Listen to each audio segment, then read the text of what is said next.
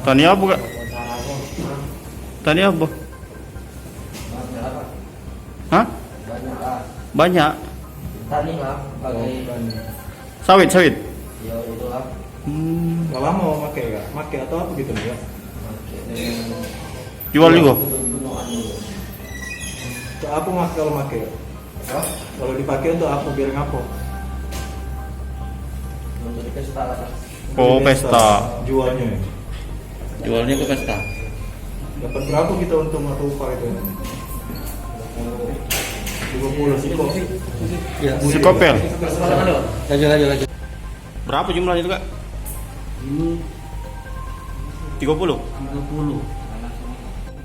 Dia bisa ke baru. Dan ini pesanan dia ini yang kedua menurut pengakuan tersangka.